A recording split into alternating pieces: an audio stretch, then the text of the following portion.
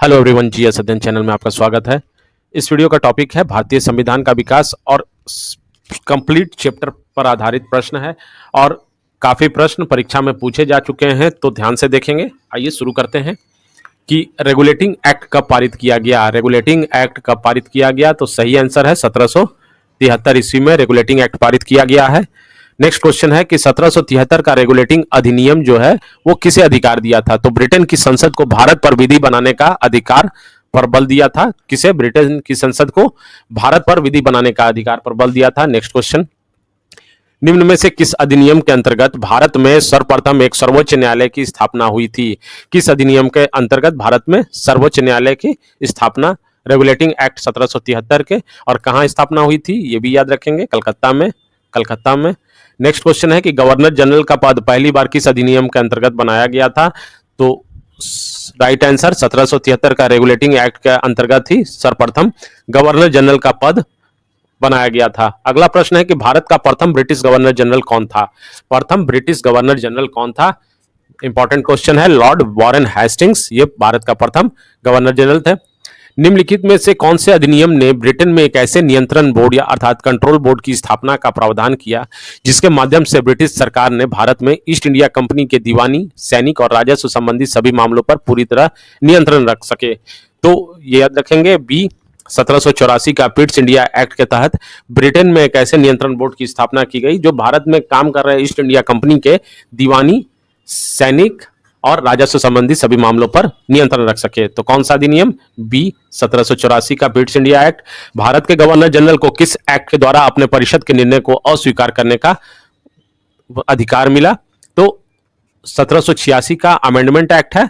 1786 का amendment act है, संशोधन बिल है जिसे अधिनियम कहा गया, अमेंडमेंट एक्ट। क्लियर? प्रश्न है कि ब्रिटिश सरकार के किस अधिनियम ने सबसे पहली बार भारत में शिक्षा के लिए 1 लाख रुपए दिए थे? तो ब्रिटिश सरकार किस अधिनियम में सबसे पहले भारत में शिक्षा के लिए 1 लाख रुपए का खर्च किया था या दिया था, ये भी याद रखेंगे। तो सही आंसर है बी, चार्टर अधिनियम 1813 के तहत ब्रिटिश सरकार ने सबसे पहले भारत में शिक्षा पर व्यय करने के लिए 1 लाख रुपए दिए थे। इंपॉर्टेंट प्रश्न है, याद रखेंगे। नेक्स्ट क्वेश्चन है कि ब्रिटिश मिशनरियों को भारत में बसने की अनुमति कब प्रदान की गई थी? ब्रिटिश मिशनरियों को भारत में बसने की अनुमति नहीं प्रदान की गई थी 1813 के चार्टर एक्ट द्वारा, बल्कि अपने धर्म के प्रचार प्रसार की भी आज्ञा दी गई थी, धर्म का प्रचार प्रसार के लिए, याद रखिए। अगला प्रश्न, बंगाल का गवर्नर जनरल भारत का गवर्नर जनरल कब बनाया गया? भारत का गवर्नर जनरल, बंगाल का जो गवर्नर जनरल था वो भारत का गवर्नर जनरल कब बनाया गया? इंपॉर्टेंट प्रश्न है। बी सन 1833 का चार्टर अधिनियम द्वारा बंगाल का गवर्नर जनरल भारत का गवर्नर जनरल बना। किस अधिनियम द्वारा गवर्नर जनरल की परिषद में एक विधि सदस्य की वृद्धि हुई, अर्थात एक विधि सदस्य की भी अपॉइंट किया गया वहां पर, किसमें? गवर्नर जनरल के परिषद में। सही आंसर है कि चार्टर अधिनियम 1833 के अंतर्गत एक परिषद में एक विधि सदस्य की वृद्धि हुई। अगला प्रश्न है कि कंपनी के निम्न में से किस अधिनियम ने भारतीय प्रशासन में भागीदारी की नींव डाली? किस अधिनियम भारतीय प्रशासन में भागीदारी की नींव डाली? सही आंसर है charter act 1833, D is the correct option. Next question, अंग्रेजी शिक्षा अधिनियम 1835 किस आयोग की रिपोर्ट पर आधारित था? मैकाले का मिनट रिपोर्ट पे, लॉर्ड मैकाले का मिनट आयोग अंग्रेजी शिक्षा अधिनियम 1835 मैकाले का मिनट आयोग की रिपोर्ट पर आधारित था। So B is the correct answer. निम्नलिखित में से भारतीय स्वतंत्रताओं का अधिकार पत्र किसे कहा जाता है? भारतीय स्वतंत्रताओं का अधिकार पत्र किसे कहा जाता है? तो सही आंसर है डी, महारानी की घोषणा 1858 में। इसमें समानता का अधिकार दिया गया था कि ब्रिटिश जनता कहीं भी रहती हो, समानता का अधिकार वो भारतीय जनता के समान समझी जाएगी। तो इसी कारण से भारतीय स्वतंत्रताओं का अधिकार पत्र और भी कुछ घोषणा की गई थी महारानी के द्वारा। अगर आप इसका डिटेल देखना चाहते हैं तो मैंने इस टॉपिक वाइज भी, हर एक अधिनियम का टॉपिक वाइज आपको मल्टीपल चॉइस क्वेश्चन आंसर मेरे चैनल पर आपको मिल जाएगा, आप वहां से देख सकते हैं, जिसमें मैंने डिटेल में आपको बताया है। निम्न में से किस अधिनियम द्वारा ब्रिटिश ताज ने भारतीय प्रशासन को अपने हाथों में लिया था? सही आंसर है 1858 के अधिनियम के द्वारा ब्रिटिश ताज ने भारतीय प्रशासन को अपने हाथों में लिया था। अगला प्रश्न की ओर चलते हैं।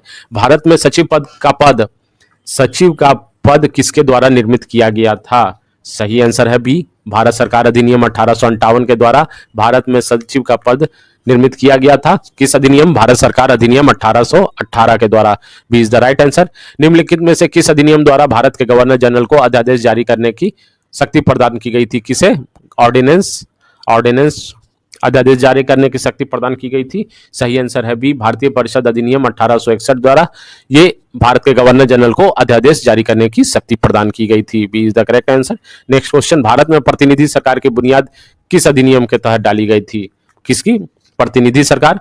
बी, 1861 के भारतीय परिषद अधिनियम ने भारत में प्रतिनिधि सरकार की बुनियाद डाली थी। So B is the correct answer.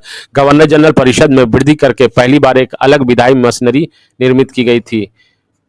किसमें? गवर्नर जनरल परिषद में वृद्धि करके। तो सही आंसर है ए, भारत परिषद अधिनियम 1861 के द्वारा वहां गवर्नर जनरल परिषद में वृद्धि की गई थी और अलग से विधायी मशीनरी निर्मित की गई थी। अगला प्रश्न है कि निम्नलिखित में से किसे भारत में स्थानीय स्वायत्त शासन का जनक माना जाता है? बहुत ही इंपॉर्टेंट है। डी, लॉर्ड रिपन को भारत में स्थानीय स्वायत्त शासन का जनक माना जाता है। D is the correct answer. Ilbert bill विवाद का संबंध किस वायसराय से है? इल्बर्ट बिल विवाद का संबंध किस वायसराय से है? सही आंसर है लॉर्ड रिपन से। संबंध लॉर्ड रिपन से है इल्बर्ट बिल में। वर्नाकुलर प्रेस एक्ट वर्ष 1878 को किस गवर्नर जनरल के द्वारा रद्द कर दिया गया था? कौन सा? वर्नाकुलर प्रेस एक्ट 1878 किस गवर्नर जनरल द्वारा रद्द कर दिया गया था? सही आंसर है ए, लॉर्ड रिपन द्वारा। किसके द्वारा? लॉर्ड रिपन द्वारा। एचिसन कमीशन 1886 को किसमें सुधारों की सिफारिश करने के लिए नियुक्त किया गया था? तो भारतीय नागरिक सेवाएं में सुधार करने के लिए एचिसन कमीशन 1886 के द्वारा सिफारिश की गई थी। ये सर चार्ल्स अम्पहर्स्टन जो भारतीय थे वो उच्च पदों पर बैठने के लिए एलिजिबल थे, काबिल थे कि नहीं, इसी में सिफारिश की गई थी। So B is the right answer. अप्रत्यक्ष चुनाव प्रणाली का प्रारंभ किस अधिनियम से माना जाता है? अप्रत्यक्ष चुनाव प्रणाली का 1892 का भारत परिषद अधिनियम के द्वारा अप्रत्यक्ष चुनाव प्रणाली का प्रारंभ माना जाता है। So D is the correct answer. Next question, निम्नलिखित में से किस अधिनियम द्वारा भारतीयों को विधान परिषद में बजट पर बहस करने की शक्ति प्राप्त हुई है? किस अधिनियम द्वारा? डी, भारत परिषद अधिनियम 1872 के द्वारा। अगला प्रश्न, मॉडले मिंटो सुधार किस वर्ष पारित हुआ था? मॉडले मिंटो सुधार किस वर्ष पारित हुआ था? तो भारतीय परिषद अधिनियम 1909 को मॉडले मिंटो सुधार भी कहा जाता है। डिटेल में जानने के लिए मैं बार बार कह रहा हूं कि टॉपिक वाइज जो मैंने अलग अलग अधिनियम पर मल्टीपल चॉइस क्वेश्चन आंसर दिया है उसमें मैंने व्याख्या किया है, एक्सप्लेन किया है कि क्यों मॉडले मिंटो सुधार कहा गया। नेक्स्ट क्वेश्चन, 1909 के इंडियन काउंसिल एक्ट में किस बात की व्यवस्था की गई थी? 1909 के इंडियन काउंसिल एक्ट में कौन से बात की गई थी? सो सांप्रदायिक प्रतिनिधित्व की व्यवस्था की गई थी। D is the correct answer. Minto Morley सुधार का अधिनियम क्या था?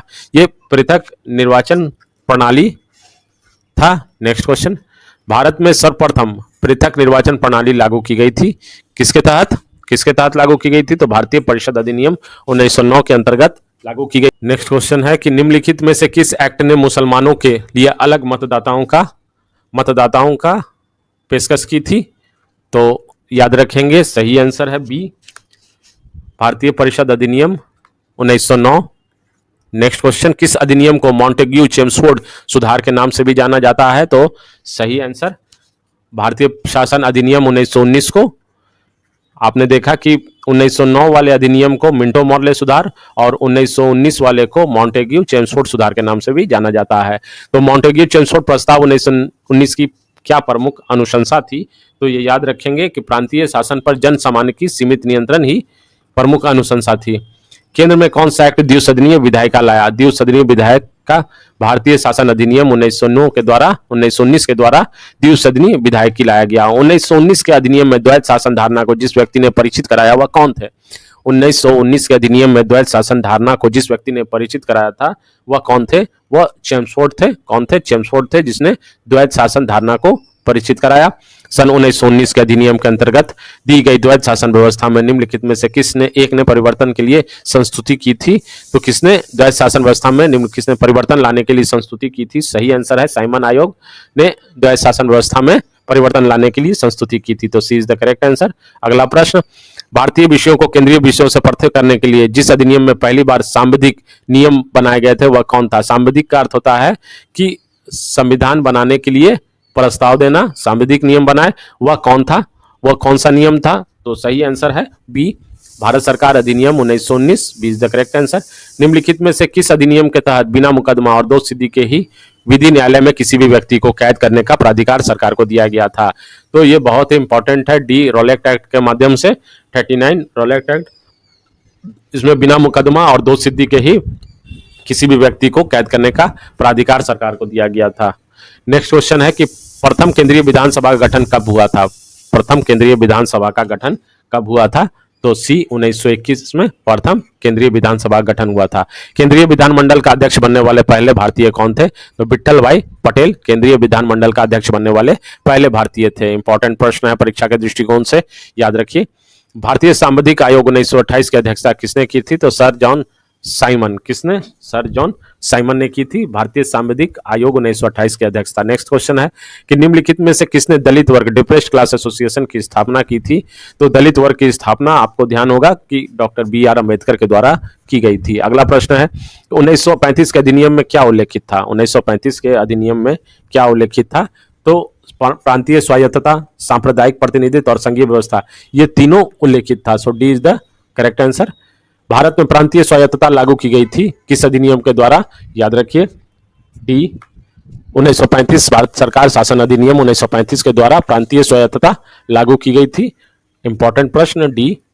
निम्नलिखित में से किस एक अधिनियम ने भारत में संघीय शासन व्यवस्था की स्थापना की थी? भारत सरकार अधिनियम के द्वारा 1935 के द्वारा संघीय शासन व्यवस्था की गई थी। निम्नलिखित अधिनियम में किस अधिनियम के फलस्वरूप बर्मा भारत से अलग हुआ था? किस अधिनियम के तहत बर्मा भारत से अलग हुआ था? गवर्नमेंट ऑफ इंडिया एक्ट 1935 के द्वारा बर्मा अर्थात म्यांमार भारत से अलग हुआ था 1935 के द्वारा। सी संवर्धित सूची पहली बार लागू की गई थी, कब लागू की गई थी और किस अधिनियम के द्वारा लागू की गई थी? भारत सरकार अधिनियम 1935 के द्वारा लागू की गई थी। भारत के संविधान में केंद्र और राज्यों के बीच किया गया शक्तियों का विभाजन किस योजना किसमें उल्लेखित है? किस योजना में उल्लेखित पर आधारित है? तो याद रखेंगे सही आंसर है भारत शासन अधिनियम 1935 के योजना पर कहां केंद्र और राज्यों के बीच किया गया शक्तियों का विभाजन उल्लेखित है। गवर्नमेंट ऑफ इंडिया एक्ट 1935 को किसने दास्ता का नया अधिकार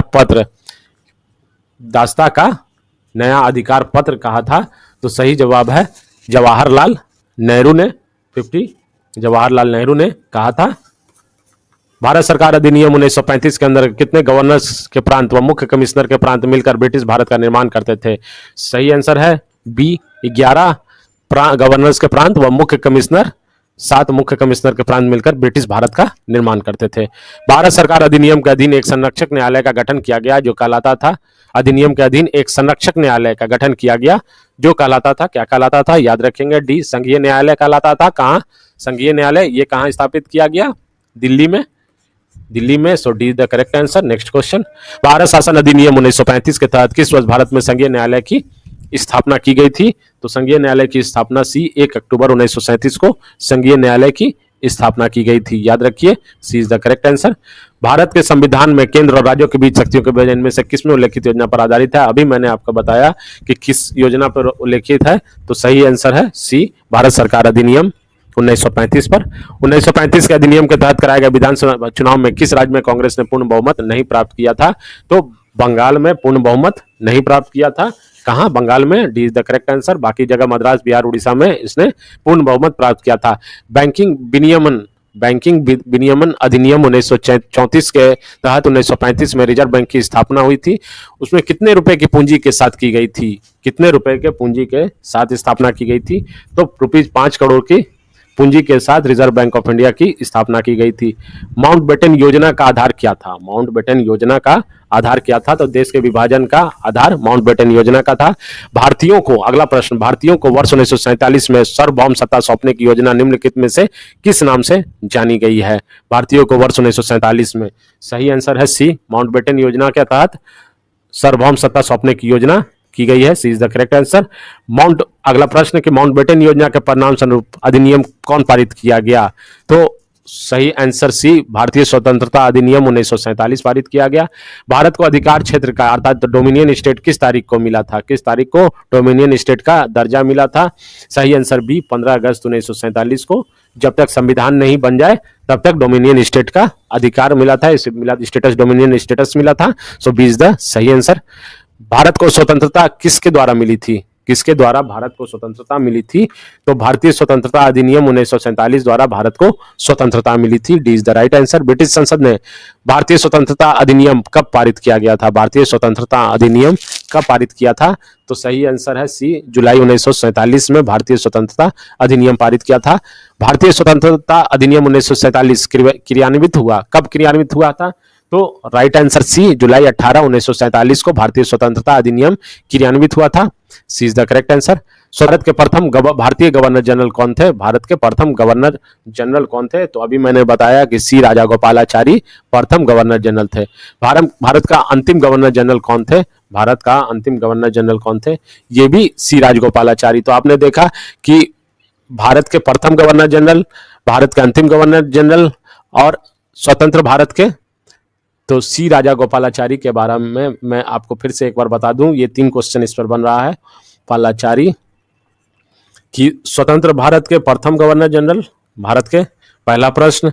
दूसरा प्रश्न है कि प्रथम भारतीय गवर्नर जनरल, और तीसरा है कि अंतिम गवर्नर जनरल। ये तीनों सी राजागोपालाचारी हैं, तो C is the correct answer. Next question, सूची 1 को सूची 2 के साथ सुमेलित कीजिए। भारत शासन अधिनियम 1935 सही है। उसके बाद जो है वो 67 का बी कि क्रिप्स प्रस्ताव किसके साथ मैच करेगा? अगस्त प्रस्ताव किसके साथ मैच करेगा? और बेबेल योजना किसके साथ सुमेलित है?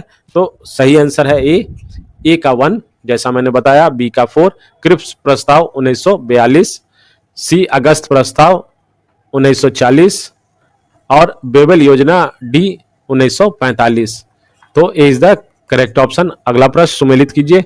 द्विशासन, संघवाद, सांप्रदायिक निर्वाचन मंडल और गवर्नर जनरल पद की रचना, तो सुमेलित कीजिए। तो सही आंसर है ए का 2 भारत सरकार अधिनियम, बी का 4 संघवाद जो है भारत सरकार अधिनियम 1935 के तहत, सी का 3 सांप्रदायिक निर्वाचन मंडल की प्रस्तावना मिंटो मॉर्ले सुधार के माध्यम से, और गवर्नर जनरल पद की रचना रेगुलेटिंग एक्ट 1773 के माध्यम से की गई थी।